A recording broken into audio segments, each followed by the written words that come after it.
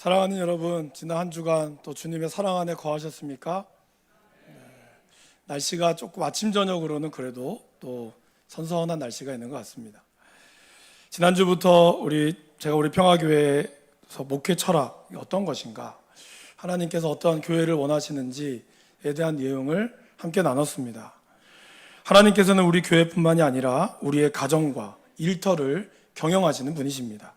그리고 우리를 위하여 예비하신 귀한 복과 은혜를 받으며 살아가기를 누구보다 원하시는 분이 우리 하나님이십니다. 그러기 위해서 우리 교회 성도님들께서 또 저도 그렇고 믿는 것과 아는 일을 하나가 되어서 그리스도의 장성한 분량이 충만한 데까지 이르기를 간절히 소원합니다. 성장이 이렇게 중요한 첫 번째 이유는 지난주에 말씀을 드렸죠. 바로 하나님이 우리에게 복을 주시기를 원하기 때문이다라는 것입니다. 우리에게 예비하신 하나님의 이 복은 무궁무진하십니다. 우리는 한계가 있지만 하나님은 무한하신 분이십니다. 우리는 장소와 시간과 제약이 있지만 하나님은 제약이 없으신 분입니다. 그러게 하나님은 얼마든지 우리에게 모든 것들을 주실 수 있는 분이시다라는 것이죠. 근데 문제는 이 복이라고 하는 것을 우리가 그냥 거저받는 복도 있지만 대부분 하나님이 주시는 또 더 놀라운 복은 우리가 성장할 때 받는다라는 것입니다. 그래서 우리가 많은 은혜를 구하기 이전에 그 은혜를 받을 만한 그 그릇들을 잘 만들어가는 것, 그 그릇들을 잘 세워가는 것, 이것이 굉장히 중요하다라고 말씀을 드렸습니다.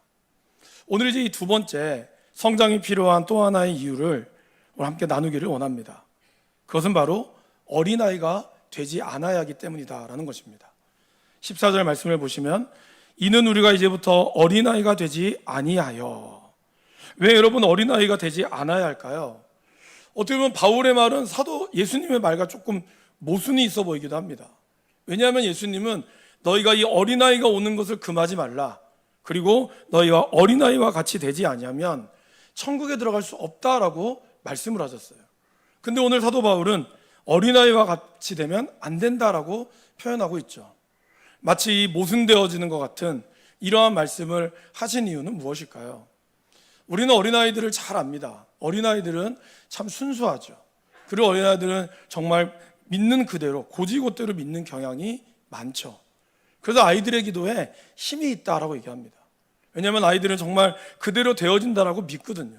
그리고 그렇게 되어지는 대로 하나님의 역사들이 일어나는 것 또한 맞습니다. 그러나 어린아이들은 미련합니다. 아이들은 순수하지만 아이들은 그만큼 미련하고 넘어지기 쉽다라는 것이죠. 예수님께서 제자들을 세상에 보내실 때 뭐라고 보내셨죠? 내가 너를 양을 이리 가운데 보낸 것 같다라고 말씀하셨어요. 그 말은 무슨 뜻일까요? 우리가 살아가는 세상이 이리와 같은 세상이라는 거예요. 이리처럼 드글드글대며 저와 여러분들을 삼킬 자를 어떻게 하는지 잡아먹으려고 한다라는 것입니다. 물론 세상은 훨씬 좋은 것이 더 많습니다. 더 좋은 사람들, 더 행복한, 더 우리를 위하는 사람들이 많지만, 그러나 그 악한 이리들의 그 소수의 무리들이 우리의 모습들을 넘어뜨린다라는 것이죠. 예수님은 그러한 이리와 같은 세상에 우리를 보내시면서 너희들 그러기 때문에 너희 자신을 잘 지켜라, 비둘기처럼 순결해라 라고만 얘기하셨을까요? 물론 그 말씀도 하셨지만 그 말씀 전에 한 말씀 더 하셨죠. 뭐였습니까? 뱀처럼 지혜로워라 라고 얘기하셨어요. 우리가 살아가는 이 세상이 이리떼들이 우리를 넘어뜨리려고 할 때 우리가 비둘기처럼 순결하기만 해서는 안 된다는 거예요. 뱀처럼 지혜로움이 필요하다라는 것이죠. 그렇게 뱀처럼 지혜롭기 위해서는 우리는 어린아이가 가지고 있는 그러한 습성들을 버려야 한다라는 것이죠. 사도 바울은 그 뒤를 이어서 14절에 어린아이가 되지 아니하여 사람의 속임수와 간사한 유혹에 빠져 온갖 교훈의 풍조에 밀려 요동하지 않게 하려 함이라 라고 얘기하고 있습니다. 어린아이들이 가지고 있는 특징이죠. 아이들은 너무나 순수하지만 그런 아이들은 금방 이 아이들은 뒤집어진다는 거예요. 여러분, 우리의 신앙이 어린아이에서 성장하지 못할 경우에 어떤 일이 생길까요? 이거 한번 상상해 봤으면 좋겠습니다. 아이들이 태어나고 이제 오늘 일부에 아린이라고 하는 우리 아이가 한 이제 400일 됐다 하더라고요. 이제 얘가 얼굴이 형태가 갖춰지고 있어요. 점점점. 그리고 이제 사람을 알아보는 것 같아요. 저를 싫어하더라고. 분명히 알아보는 거. 제가 애들 별로 안 좋아하거든요, 사실은. 그래서 이 아이들이 한 돌쯤 지나면 이제 돌발진이 막 일어나고 막 아프다가 좀 성장을 하잖아요. 그러면 이제 뭐 돌을 전후로 해서 아이들마다 좀 편차는 있지만 아이들이 처음으로 말을 하죠. 엄마? 아빠? 이런 말을 해요. 근데 사실 옆에 사람은 잘 몰라요. 그게 무슨 말인지. 부모만 알아듣는 거죠. 어쨌든 부모님은 이제 자기 애가 엄마는 말했다, 아빠는 말했다 하면 막 이제 뭐 저기 어디 시댁에 전화하고 친정에 전화해서 우리 애가 엄마 아빠 말을 했어요. 막 이렇게 유난을 떱니다. 그러다가 좀 오버하는 부모는 뭐라 그래요? 어머 우리 애가 천재인가 봐. 벌써 말을 했어. 그러면서 뭐 애를 뭐 영재학교를 보내야 되는 거 아니야? 온갖 쓸데없는 고민들을 막 합니다. 그죠? 그런 사실 누구나 그럴 수 있죠. 근데 생각해 보세요. 그런 아이가 20년이 되고 30년이 됐는데 여전히 엄마 아빠란 말밖에 못한다고 생각해 보세요. 그럼 여러분의 마음이 어떠실까요? 그런 아이가 없어야겠지만 그렇게 해서 이 아이가 이제 막 네 발로 걷다가 뒤집기도 하고, 그런데 이 아이가 여전히 네 발로만 걷고 아니면 두 발로 걸어도 온전히 뛰지도 못하고 뒤뚱뒤뚱 걷는 것이 계속되어진다면 여러분의 마음이 어떠시겠습니까?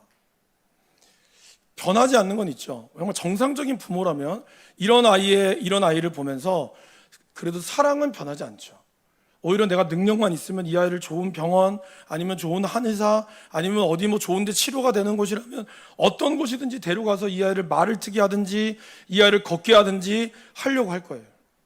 그런데 그렇게 사랑하는 마음은 변함은 없지만 그 아이를 바라보는 부모의 마음은 너무나 찢어지겠죠. 하나님이 우리를 바라보는 마음은 어떨까요? 여러분들이 처음에 하나님을 만나고 하나님을 처음에 아빠 아버지라고 부르셨을 거예요. 드디어 하나님이 나의 주인이시고 아빠 아버지였어요. 근데 20년이 지나고 30년이 지나도 여전히 나는 하나님을 아빠 아버지로밖에 말을 못해요.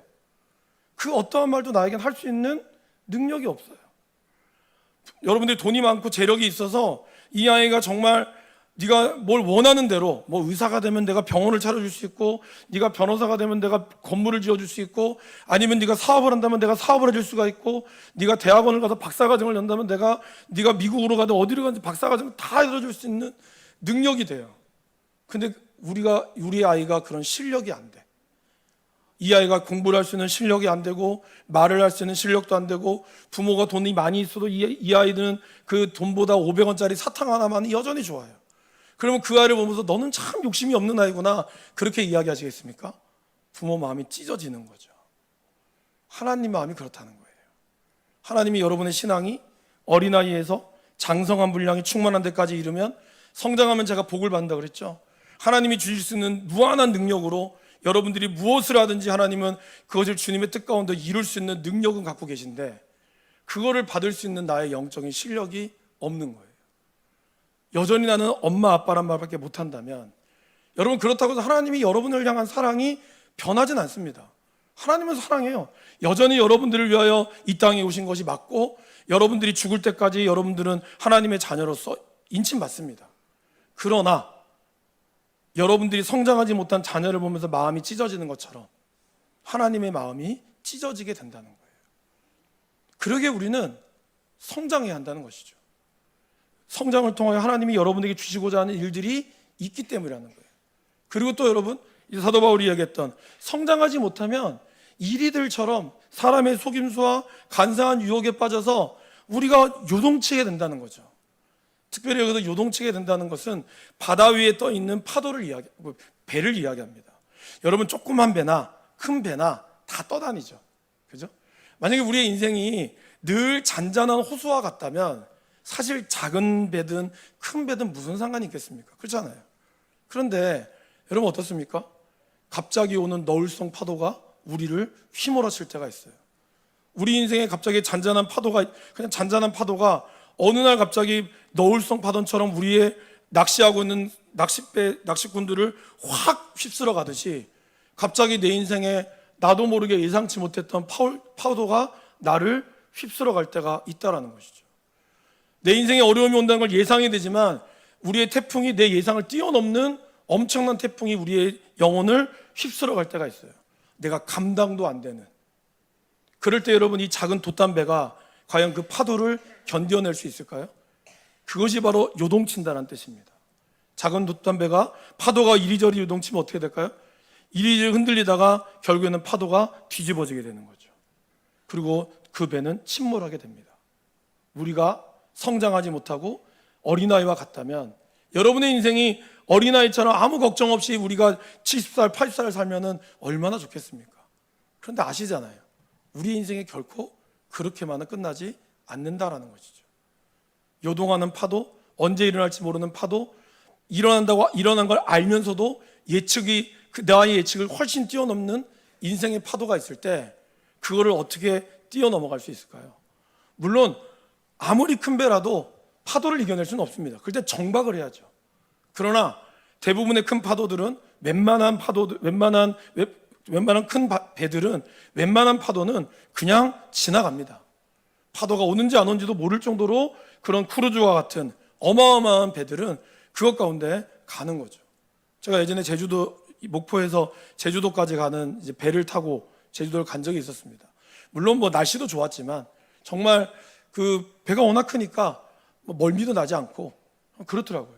그러나 조그만 보트 같은 경우는 1시간만 타도 금방 멀미가 나는 거죠. 여러분, 우리가 어린아이와 같다. 이것은 우리가 언제든지 흔들릴 수 있다라는 것이죠. 그렇기 때문에 좌우로 요동하는 모습이 된다라는 겁니다. 아이들은 쉽게 마음이 요동치죠. 어린아이들은 굉장히 자기중심적입니다. 그래서 지식이 제한되어 있기 때문에 어떨 때는 굉장히 똑똑해요.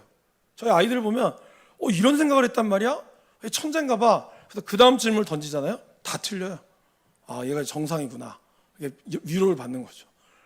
정말 뭔가 번뜩이는 아이들의 통찰력이 있지만 또 이 아이들은 금방 그것을 잊어버리고 말죠.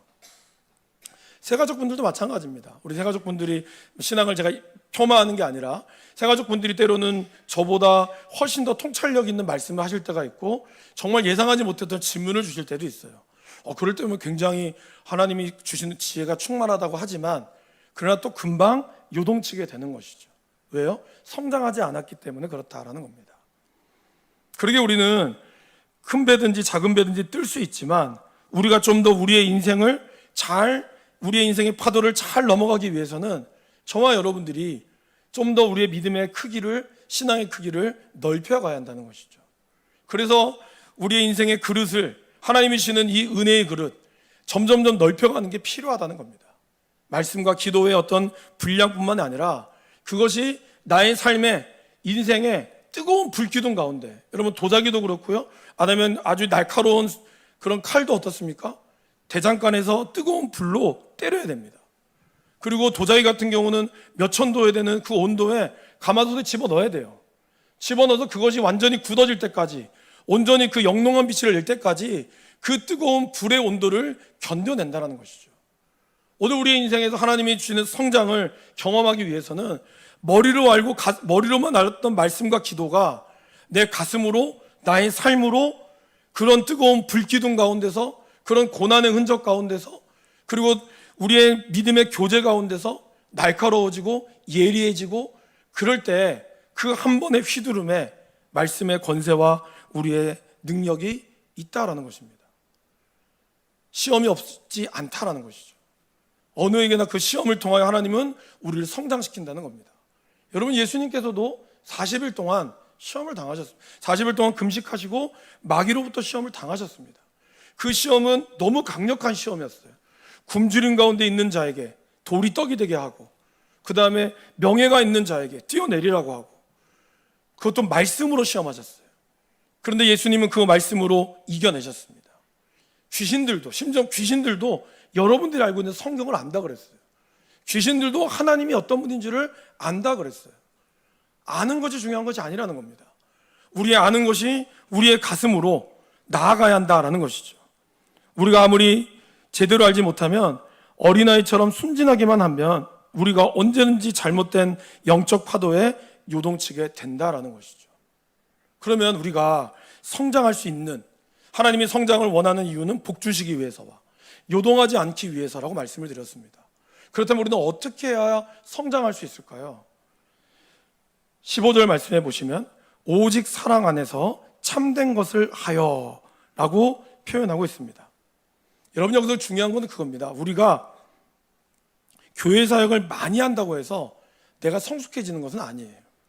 물론 사도 바울은 4장 12절에 이는 성도를 온전하게 하여 봉사의 일을 하게 하며 그리스도의 몸을 세우려 하심이라.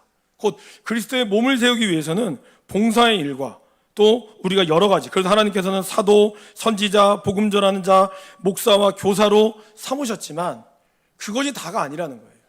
오히려 여러분들이 하는 봉사와 여러분들이 하는 그런 섬김이 정말 내가 그냥 기분이 좋아서만 하는 것인가? 아니면 내가 정말 순종하는 마음으로 하는 것인가가 사실은 더 중요하다는 것이죠. 아이들 보세요. 아이들은 굉장히 자기중심적이고 감정적입니다. 그 아이들은 자기가 좋아하는 건 엄청 잘해요.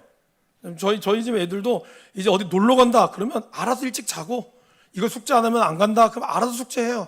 그죠? 평소에는 8시에 일어나던 애가 오늘 학교 소풍 간다 이러면 6시에 일어나요.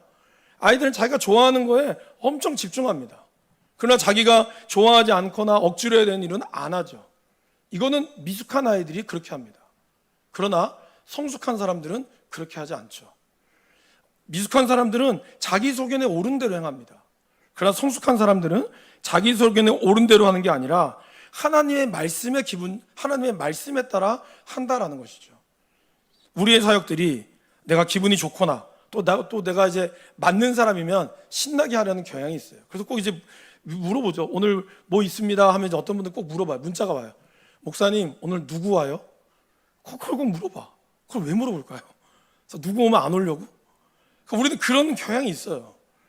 누구 나하고 맞으면 뭔가 좀 으쌰으쌰하고 뭔가 내가 또 이거 내가 할 만하면 하는데 그런 기분들은 안타깝게도 오래가지 못한다는 거예요.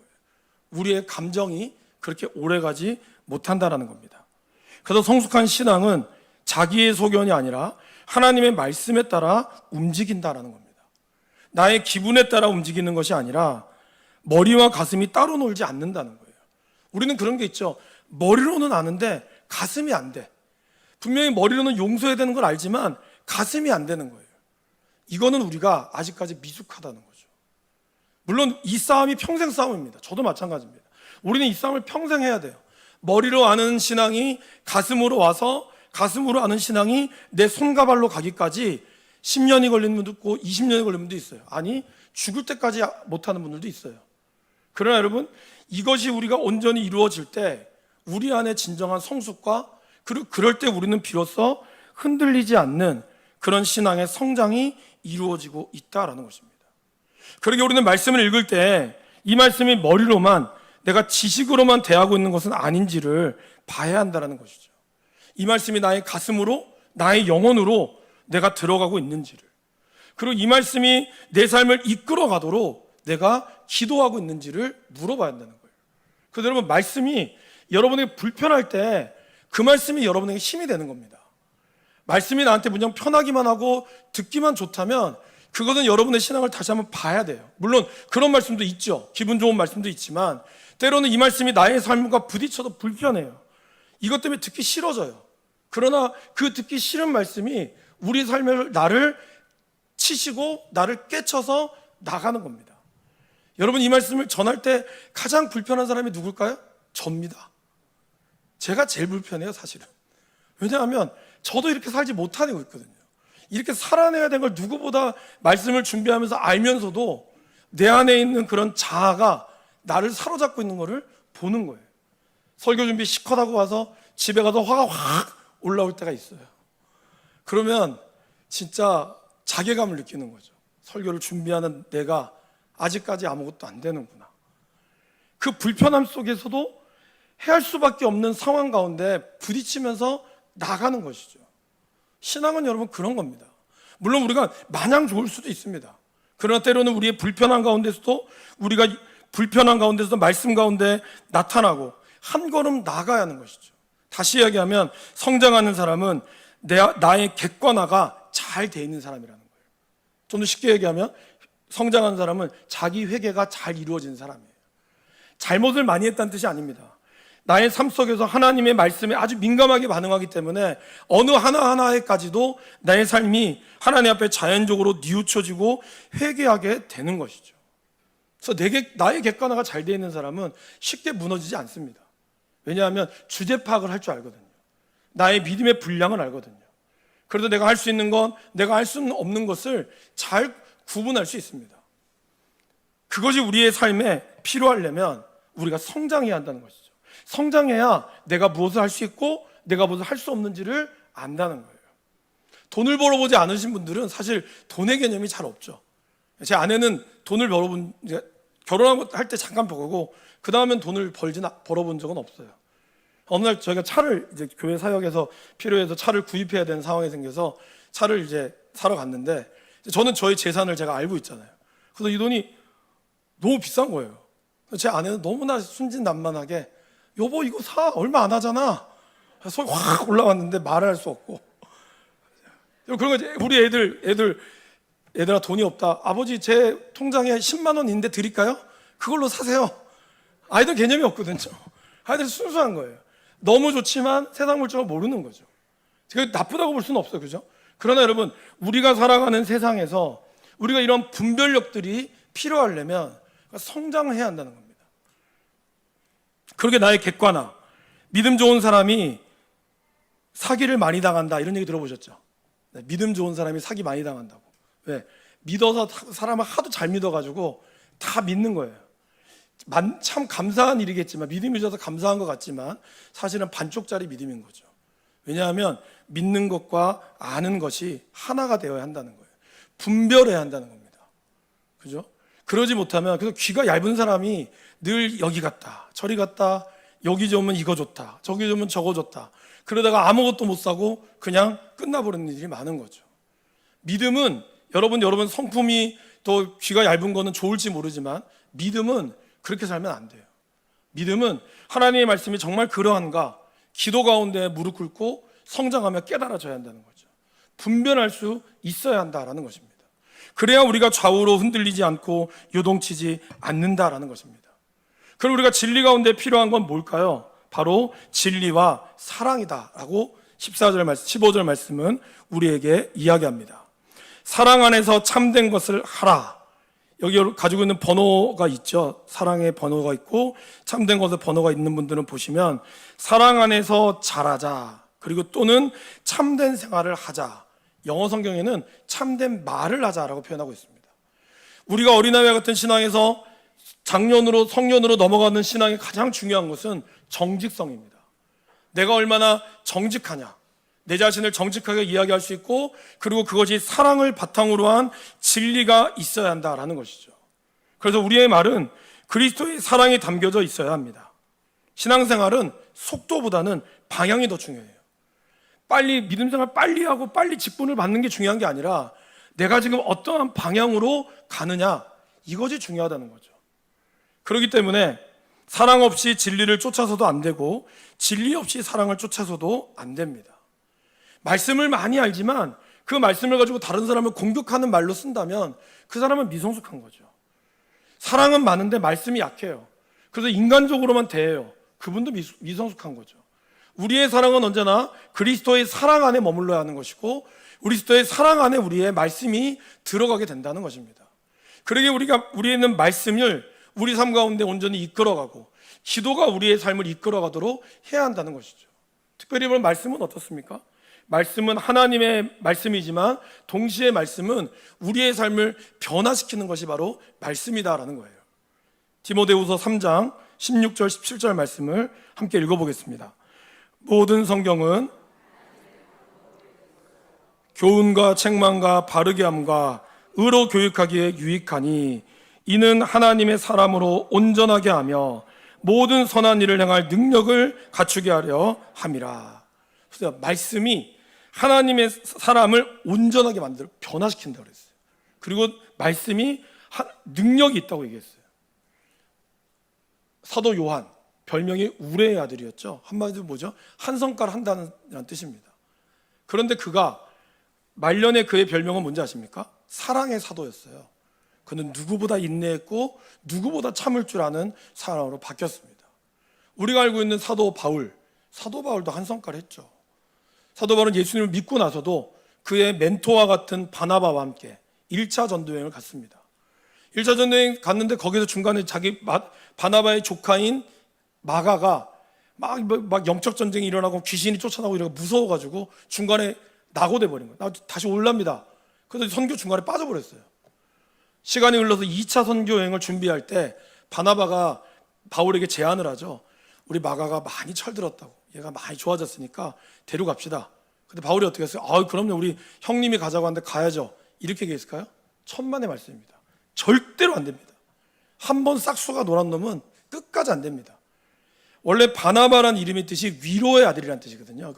바나바가 성품이 훌륭하신 분입니다. 그 바나바가 열이 받았어요.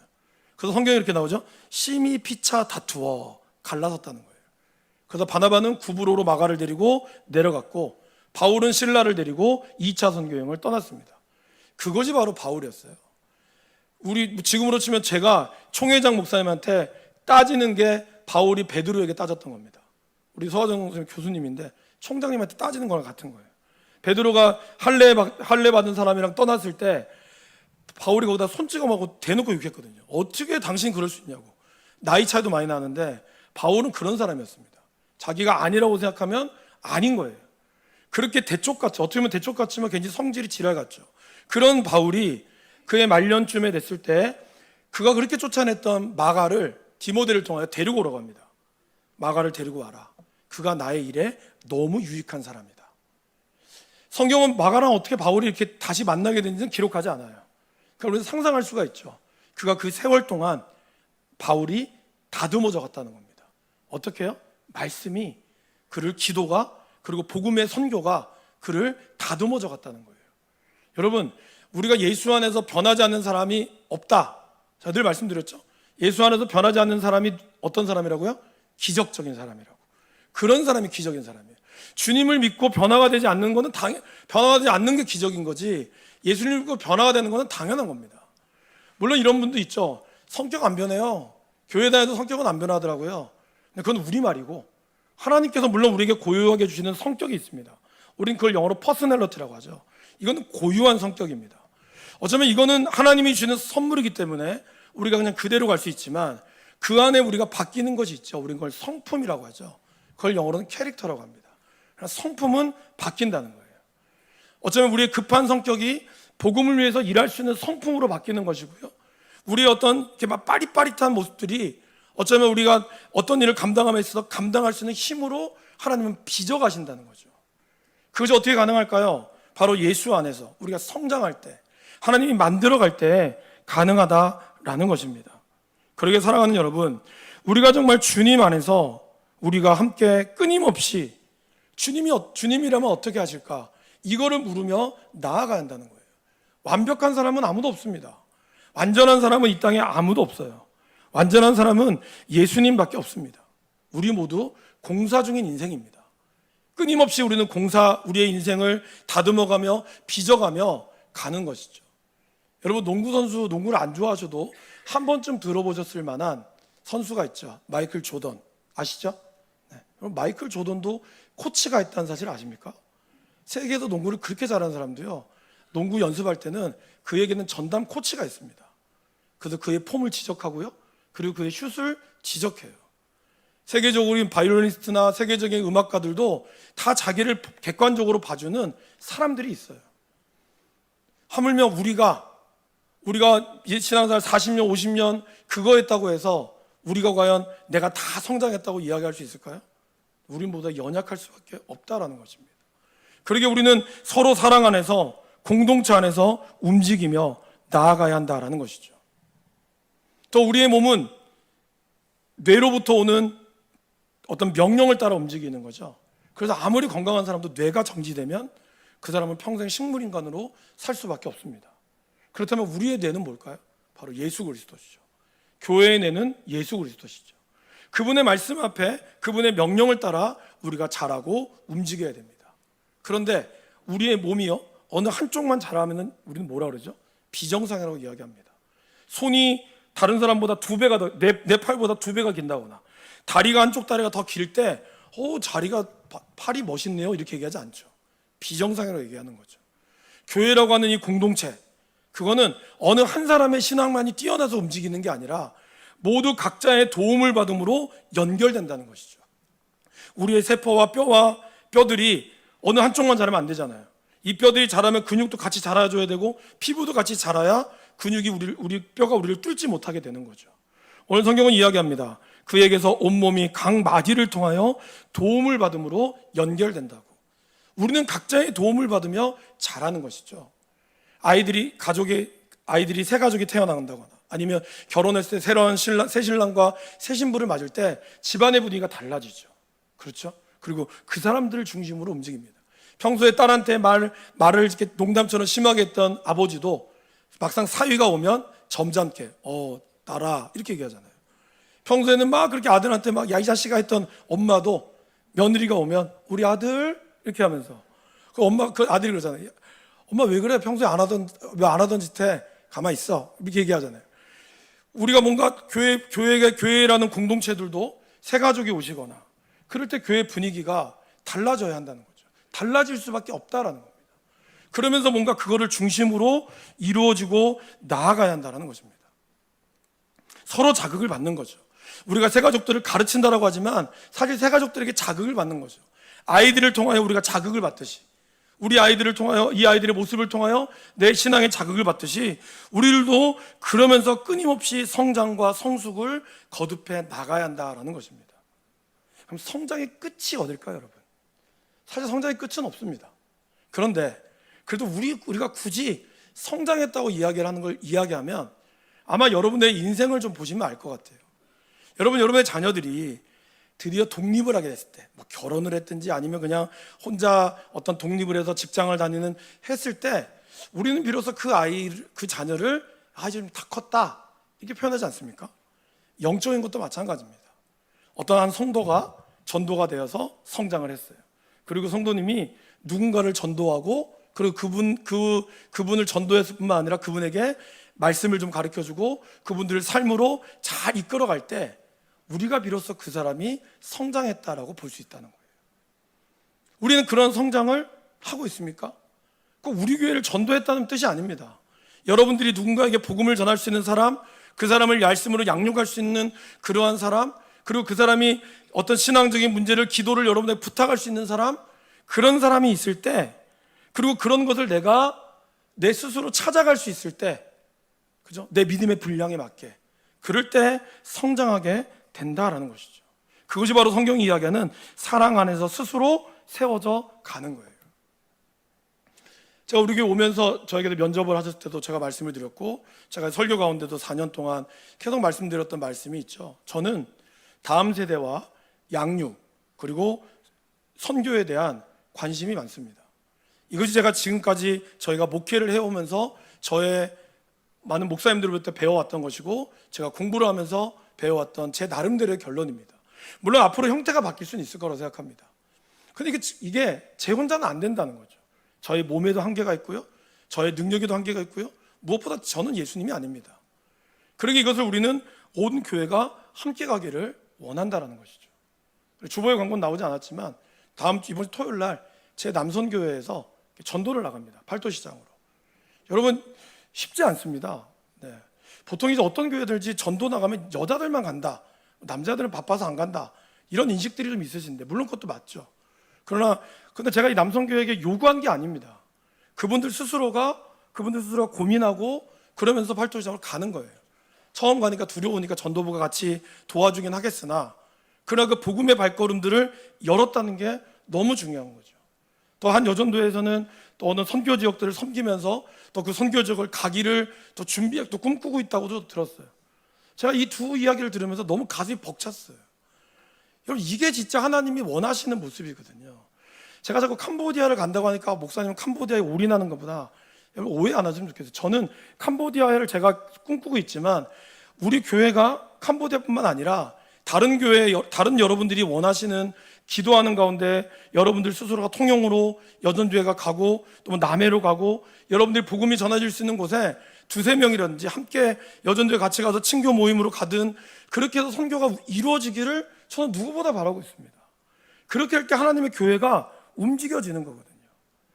쇠퇴하는 교회, 부흥하는 교회라고 하는 책이 있습니다. 그 책을 제가 지금 읽고 있는데 그 책에 보면은 큰 교회라고 해서 선교를 많이 가는 게 아니더라고요.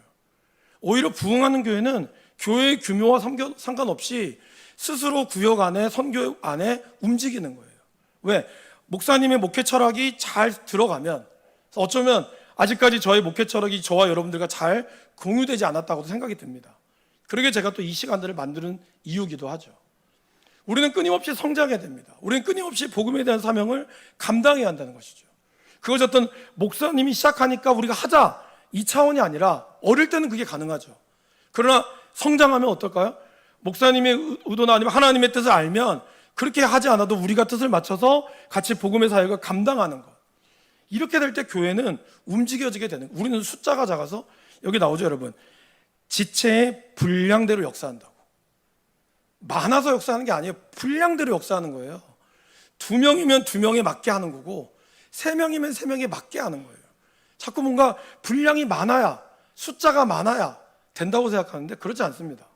제가 지난주에 얘기했지만 구역을 나눌 겁니다. 이제 구역을 최소 5명 이하로 다 쪼갤 거예요. 너무 많아요, 구역 식구들이. 네, 불편하시겠죠. 사람의 숫자가 적으면 모임도 안 될 것 같죠. 그러나 여러분, 사람의 숫자가 적을수록 모임이 더 잘 될 수 있습니다. 왜? 성장의 거리들이 나타난다는 거죠. 여러분, 몸이 비대해지는 걸 우린 비만이라고 그러죠. 살을 빼려고 애쓰잖아요. 영적으로 비만해지면 못 움직입니다. 건강해지지 않아요. 계속해서 작은 세포들이 살아나야 돼요. 그래야 여러분들이 성장하는 겁니다. 교회는 그렇게 가야 돼요. 그래도 교회가 더 커지면, 우리가 정말 감사하게 더 부흥하면 분리개척도 하고 하나님의 뜻 가운데 교회가 세워져 갈 수 있도록 그렇게 계속해서 나가야 돼요. 그래야 여러분들이 건강하고 우리가 건강하고 우리의 모습들이 건강하게 되는 겁니다. 하나님은 그걸 누구보다 바라시고 원하시는 것이죠. 그렇게 해서 우리는, 그러기 위해서는 우리가 믿는 것과 아는 일에 하나가 되어야 되는 거예요. 물론 잘하게 하는 분은 하나님입니다. 성장의 속도는 다 달라요. 어떤 분들은 정말 빨리 성장하는 분도 있고 어떤 분은 늦게 성장하는 분도 있지만 결국 그 성장의 종착점은 어딜까요? 예수님이에요. 여러분들 키가 크든 작든 결국에는 마무리되어지는 것은 예수님입니다. 그러기에 우리는 그대로 가는 것이죠. 그러기에 여러분, 우리가 믿는 것과 아는 것에 하나가 되기를 힘쓰시길 바랍니다. 연합하셔서 서로 가운데 진리 가운데 함께 자라기를 힘쓰시기를 바랍니다. 나 혼자 믿음 좋다고 나가는 게 아니라 같이 끌고 나갈 때 건강해지게 되는 거죠. 그래서 우리 여러 가지 유혹과 덫에 흔들리거나 요동하지 않고 늘 하나님 안에서, 그래서 주님이 여러분에게 주시는 이 복을 마음껏 누리며 살아갈 수 있기를 간절히 축원합니다. 함께 같이 기도하겠습니다. 하나님을 믿는 것과 아는 일에 힘쓸 수 있도록, 그래서 우리에게 주시는 귀한 복을 누리게 하시고 우리의 유혹과 덫에 빠지지 않도록 하나님 도와주시옵소서라고, 우리의 가정과 구역과 선교회 등 공동체의 머리가 되시는 그리스도의 말씀으로 우리가 움직이며 교제하며 그분의 뜻을 따라 살기로 다짐하고 함께 즐거워하고 함께 울며 성장해 나가는 귀한 믿음의 공동체가 되게 하여 주시옵소서라고, 우리 시간 말씀을 기억하시며 함께 같이 기도하겠습니다.